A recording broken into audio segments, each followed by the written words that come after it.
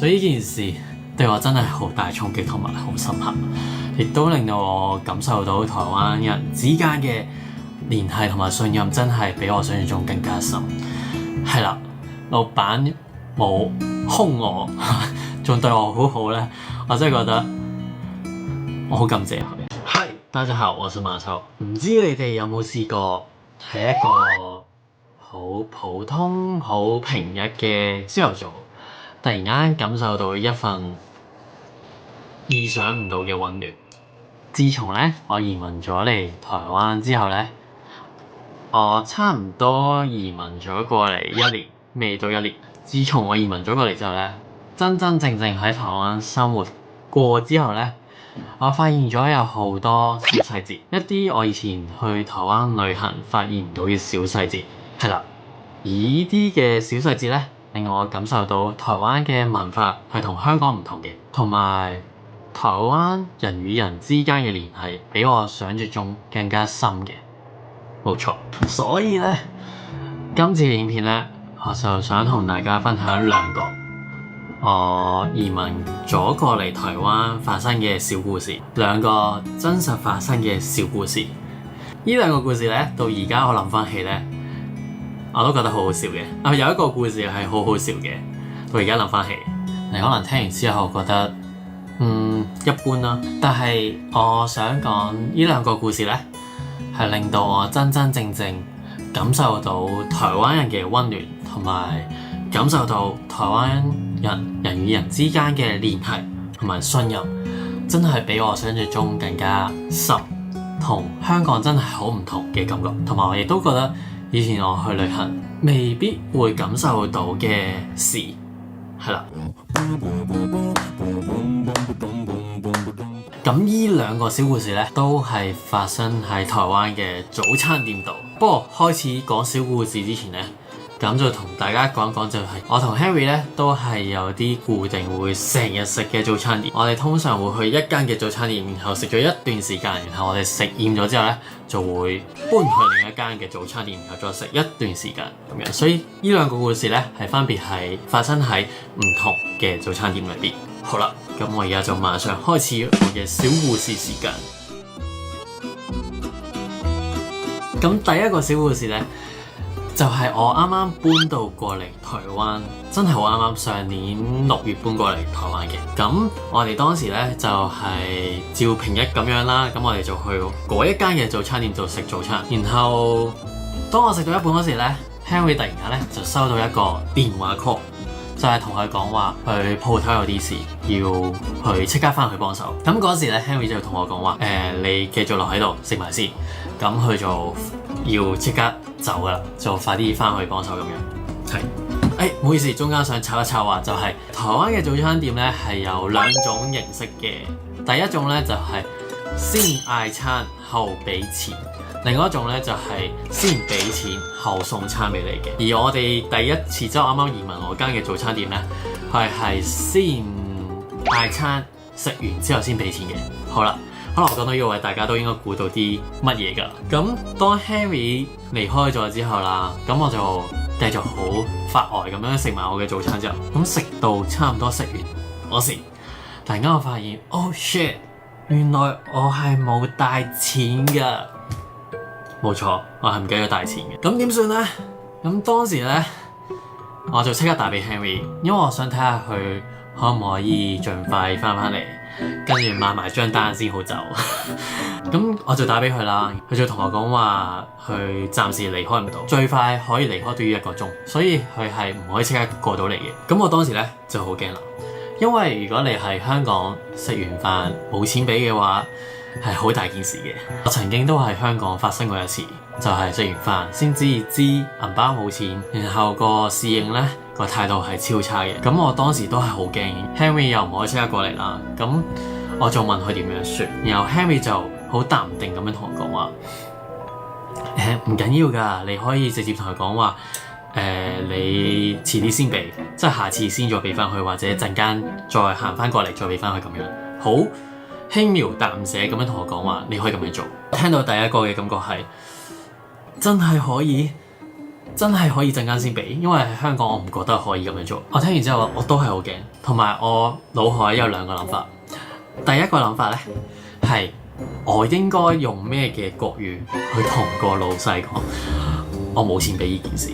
我啱啱移民過嚟嗰時咧，我啲國語唔係幾好，雖然我而家嘅國語都唔係幾好，但係嗰一時嘅我嘅國語咧係更加唔好嘅。我諗到就係不好意思，我沒有錢，我可以等一下再給你。雖然我諗到呢一句，但係第二個問題就係，就算我諗到個國語點樣講，我都覺得唔好意思去講呢一句説話，同埋好尷尬。係啦，跟住我嗰時我真係分享唔到，我真係唔知點樣俾反應。然後 Henry 就會同我講話，你可以將部電話俾個老細。咁當時咧，我真係咧咁樣走去同老細講話，幾年天，好似係咁樣講嘅，幾年天。跟住咧個老細聽完之後咧，佢笑笑口望住我，跟住話可以啊，冇問題啊，你陣間再翻嚟咁樣。嗰一下其實對我嚟講係好大嘅衝擊。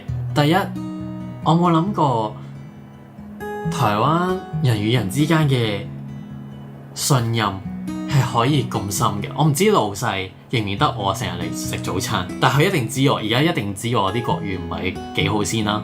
因為有同佢講話佢國語唔係幾好，所以我俾咗部電話去傾咁樣。但係我從來冇諗過咧，人與人之間嘅聯繫或者人與人之間嘅信任可以咁樣嘅。老細放我走，但係我都覺得好唔好意思，同埋好驚。我唔知香港人有冇遇過呢個情況，或者台灣人對呢一件事嚟講，係咪真係覺得其實都係好普通嘅事？因為到而家呢刻咧，我同 Henry 去講翻件事咧，佢都會笑笑口，佢都會覺得呢件事好分裂嘅。除咗感受到信任，佢對我嘅信任之外咧，我都係感覺到好溫暖嘅。因為 Henry 同我講話老細係認得我嘅，所以佢都好信任我係會翻去還錢嘅。係啦，不過咧發生咗呢件事之後咧，我對於台灣人與人之間嘅係真係有另一種唔同嘅感覺同埋感受。係我以前去旅行我應該唔會冇錢嘅，係啦，你可以碌卡或者點樣，咁係可能真係住喺一個城市，你真係有機會發生呢樣嘢，因為你可能真係朝頭早起身，跟住唔記得帶銀包，跟住我唔知，所以呢件事對我真係好大衝擊同埋好深刻，亦都令到我感受到台灣人之間嘅聯繫同埋信任真係比我想象中更加深。係啦，老闆冇兇我，仲對我好好咧，我真係覺得我好感謝佢。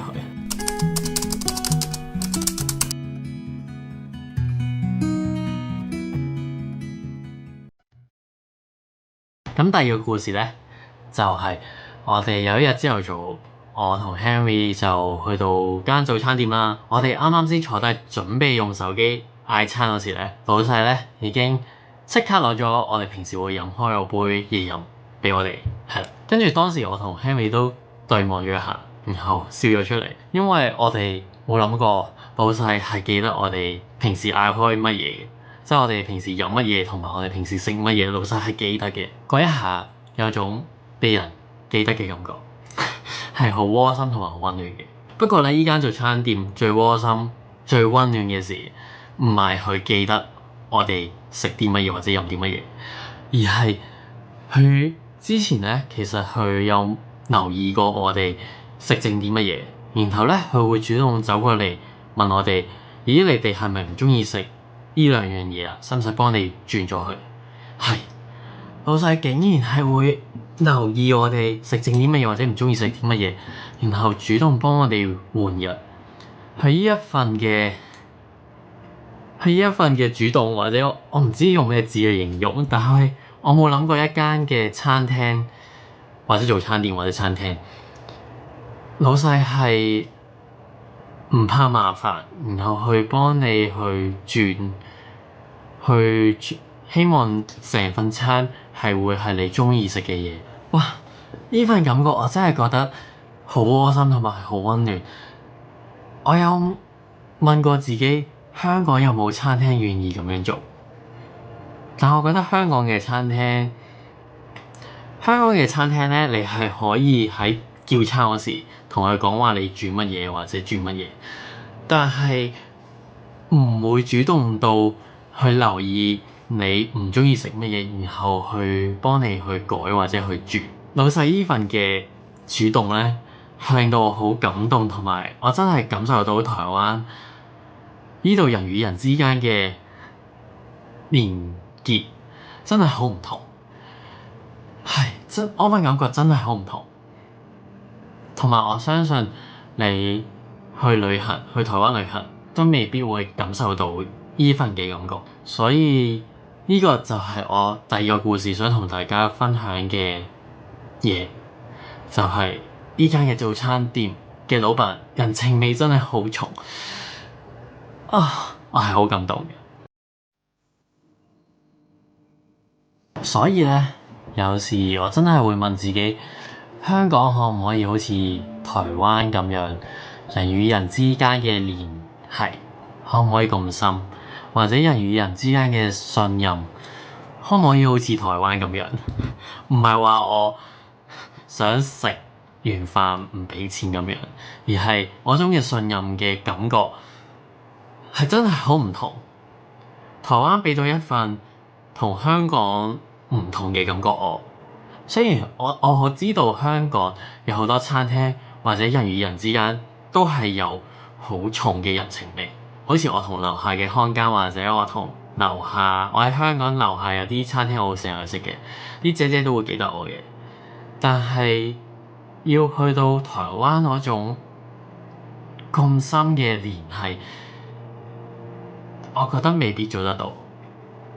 不過可能正正就係呢種嘅唔同，所以台灣先至咁吸引。大家覺得係咪？但係香港嘅生活節奏同埋生活模式咧，太過急促。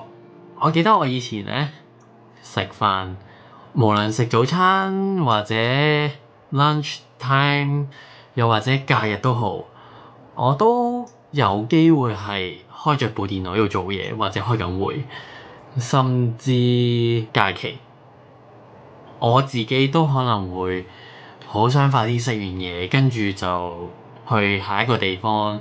我突然間諗到一樣嘢，要形容香港嘅生活節奏就係台灣你當係睇 Netflix 嘅正常速度，而你返香港咧就係睇 Netflix 嘅2倍速度。係啦，就係咁嘅感覺。其實我最近咧又翻過去香港嘅，然後我唔知係咪太耐冇翻去咧。其實我每一次翻到去都有同樣嘅感覺，就係我今次翻到去啦，跟住我出咗去尖沙咀，然後一出地鐵站，我即刻有一種頭暈嘅感覺，係因為有好多人行得好快喺我隔離，走得好快，個個都好趕時間咁樣，所以我每次翻香港咧，突然間都有啲頭暈嘅感覺。有時唔係你自己嘅生活節奏快，係連你身邊嘅人嘅生活節奏都好快，都好趕時間。所以你話要喺香港產生到一個好深人與人之間嘅聯繫，我覺得好難，同埋冇咁嘅時間，亦都冇咁嘅空間。但係香港係幾有人情味嘅，香港嘅人情味又同台灣唔一樣，係另一種嘅感覺。點形容咧？如果係香港嗰種嘅人情就係生活忙碌，但係有種溫暖嘅感覺；而台灣咧就係喺慢慢嘅生活去細味人情味呢樣嘢。我唔知，係我都係突然間諗出嚟，係咯。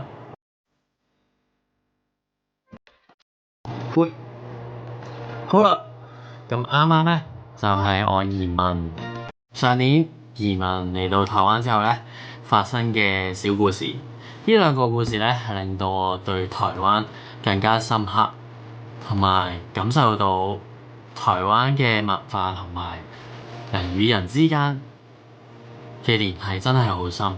係令我感受到呢個城市嘅溫暖。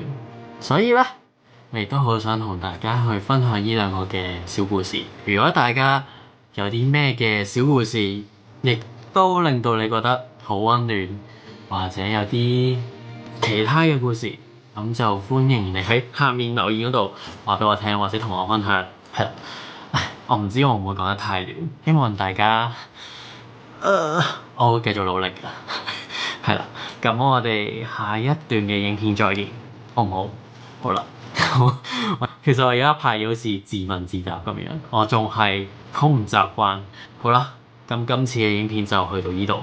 咁如果你哋都中意呢條影片嘅話，記住俾個 like 同埋 share， 同埋如果未訂閱我嘅 channel 嘅話，咁就訂閱我嘅 channel。我哋下次再見，拜拜，拜拜，拜拜，拜拜。